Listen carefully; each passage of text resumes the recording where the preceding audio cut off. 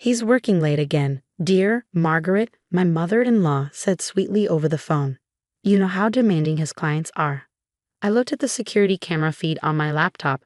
My husband, David's car, was parked outside a fancy apartment building across town. Of course, Margaret. Thanks for telling me. My name is Olivia.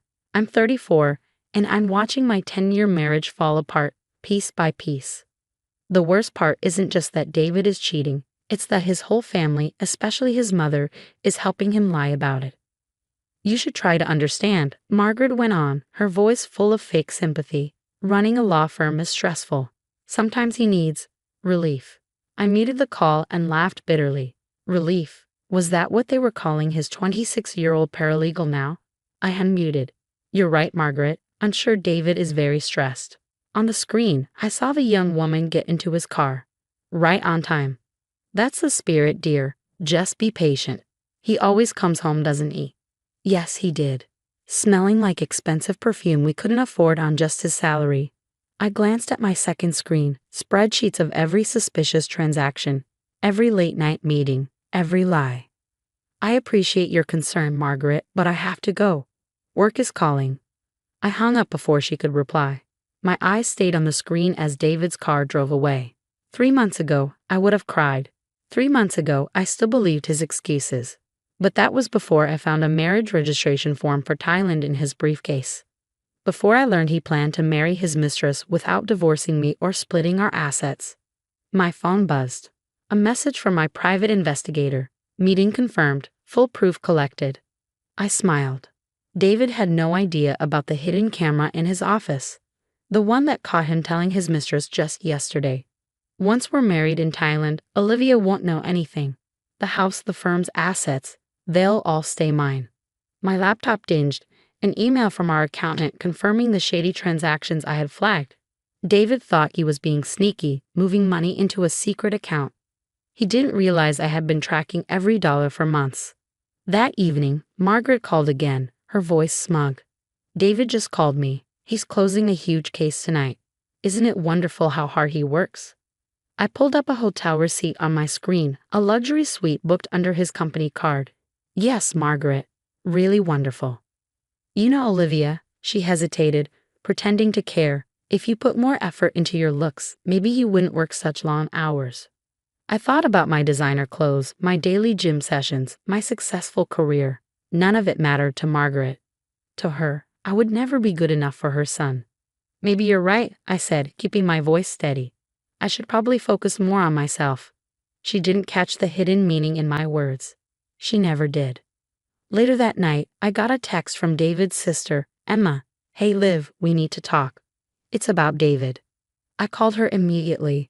Emma was different from the rest of the family, less willing to lie. I can't stay quiet anymore, she blurted out. David's planning something awful. He and Mom, they're hiding money. He's marrying that girl in Thailand next month. Since there's no legal divorce or asset split, they think you'll get nothing. I leaned back, sipping my coffee. I know, Emma. You know, she sounded shocked. I've known for months. I'm gathering proof. Will you make a statement about what you've seen? Silence. Then, yes. What they're doing is wrong, Liv. I'll help. After the call, I sat in the dark, thinking about all the lies David and his family had told. They thought they were smart. They had no idea I was ahead of them. My phone buzzed again. Margaret, probably with another excuse. I ignored it.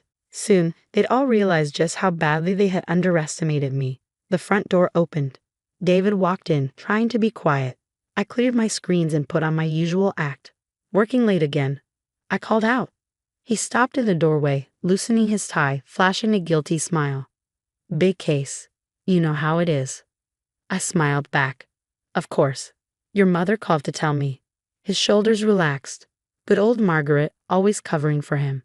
If only they knew what was coming. Everything changed 3 weeks later, when Margaret made her first mistake. I was reviewing security footage in my office when she called, her voice unusually agitated. Olivia, dear, I need you to sign some papers for the firm. Just some routine documents. I can bring them by today. I smiled, knowing exactly what those routine documents were.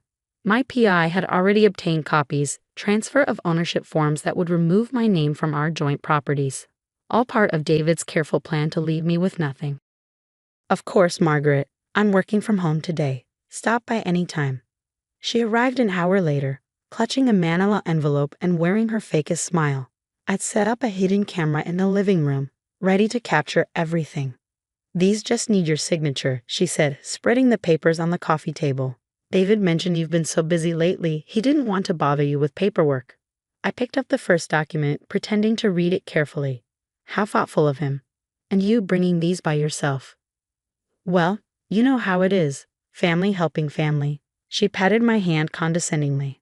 I pulled out my phone and started recording. Before I sign, Margaret, could you explain exactly what these documents are for? She shifted uncomfortably. Just routine property transfers, dear. Nothing to worry about. Nothing to worry about? I met her eyes steadily. Like David's upcoming trip to Thailand? Nothing to worry about there either. The color drained from her face. I don't know what you're talking about. I pulled out my laptop and turned it toward her. On the screen was a video of David and his mistress in his office, discussing their marriage plans. Margaret's hands began to shake. How did you? I know everything, Margaret. The affair, the hidden assets, the plans for a secret marriage. I have proof of all of it. I started playing another video, this one of Margaret herself, helping David move money between accounts. You've been spying on us? Her voice rose with indignation. No, Margaret. I've been protecting myself. Did you really think I was that stupid, that naive? She stood up abruptly, gathering the papers. You'll regret this. David will never forgive you for going behind his back. I laughed, actually laughed. Like he went behind mine? Like you helped him do it? Does Emma know about all of this too? At the mention of Emma, Margaret froze. Leave your sister-in-law out of this. Too late. She came to me weeks ago, told me everything. She's willing to testify about what you and David planned. Margaret sank back onto the couch, her carefully maintained facade crumbling. He's my son. I was protecting him. No, you were helping him commit fraud. Would you like to see the evidence I've gathered? The bank records? The hotel receipts? The property transfer documents you tried to hide? Tears began to form in her eyes, but I felt no sympathy. This woman had spent years undermining me, helping her son deceive me, all while pretending to be a caring mother-in-law. What do you want? She whispered. I want you to call David. Right now. Tell him to come home immediately. Her hands trembled as she pulled out her phone. I listened as she made the call, her voice breaking as she told him it was an emergency. Within 20 minutes, I heard his car in driveway. David burst through the door, then stopped short at the scene before him. His mother in tears, me calmly sitting with a laptop full of evidence. What's going on? He demanded. Show him, Margaret said quietly. I turned the laptop toward him and started playing the videos, one after another, irrefutable proof of his deception. His face went from anger to shock to fear. How long have you known? He finally asked. Long enough to document everything. The affair, the fraud, the plans for Thailand. Did you really think I wouldn't figure it out? He ran his hands through his hair, a gesture I once found endearing. Now it just seemed pathetic. Olivia, we can talk about this. No, David, we can't. But your lawyer can talk to mine. I handed him a business card. Everything goes through them now. You'll ruin him, Margaret protested weakly. No, Margaret. You and David did that yourselves. I just gathered the evidence. David started pacing, his legal mind probably racing through scenarios. The firm will survive, but not with you at the helm. The partners might be interested in knowing how you've been mishandling client funds to finance your affair. His face went pale. You wouldn't. Try me. I stood up, gathering my laptop. I've arranged for a hotel room. You can stay here tonight, pack your things. But tomorrow, I want you gone. Margaret stood too, her earlier confidence replaced by defeat. All this time we thought. You thought I was weak, naive, easy to manipulate. I smiled. That was your first mistake. The aftermath unfolded exactly as I planned. 2 days after the confrontation, Margaret called me in tears. David's mistress left him, she sobbed. She said she didn't sign up for all this drama. How could you do this to him? I sat in my office, reviewing the latest documents from my lawyer. I didn't do anything to him, Margaret. He did this to himself. You helped. He's staying with me now, she continued. He's devastated. The partners are reviewing his position at the firm. Because of the evidence I sent them about his misuse of client funds, I kept my voice calm. That was his choice, too. She was quiet for a moment. I never thought it would end like this. No, you thought it would end with me penniless and alone while your son started a new life. How's that working out? The line went dead. Emma came to see me the next day, bringing coffee and a hesitant smile. The family's in chaos, she said, settling onto my couch. Mom's beside herself. David's career is imploding, and his mistress is apparently already dating someone else. And how are you? I asked, genuinely curious. She'd taken a big risk coming forward. Relieved, actually. She sipped her coffee. I've spent years watching them manipulate people, always getting away with it. It was exhausting. I nodded, understanding completely. Thank you, Emma. Your statement to the lawyers made a difference. I just told the truth. Finally, she paused. Mom's not speaking to me now. Give her time. She's learning actions have consequences. The divorce proceedings moved quickly. David, facing potential disbarment and criminal charges for financial misconduct, agreed to my terms without argument. The prenup he tried to circumvent with his Thailand scheme now worked against him. I got the house, half the firm's value, and a clear conscience. His mistress, the young paralegal, found a new job at a different firm. Last I heard, she was dating one of the partners there. David's careful plans had crumbled so completely, it was almost sad. Almost. Margaret tried to salvage things one last time, showing up at my door unannounced. We're still family, she pleaded. Can't we just forget all this unpleasantness? I looked at the woman who had enabled her son's worst behaviors, who had helped him try to destroy me, who had spent years undermining my marriage while pretending to support it. No, Margaret, we're not family. We never really were. You made sure of that. I was protecting my son. You were protecting his lies. There's a difference. I started to close the door, then paused. You know what the saddest part is? If you'd raised him to be honest, to face consequences, he might not be in this situation now. 6 months later, I sat in my newly redecorated living room with Emma, sharing a bottle of wine and catching up. David had taken a job at a small firm in another state, his reputation in tatters. Margaret had thrown herself into church activities, telling anyone who would listen about her ungrateful former daughter-in-law who had destroyed her family. Mom still doesn't get it, Emma said, shaking her head.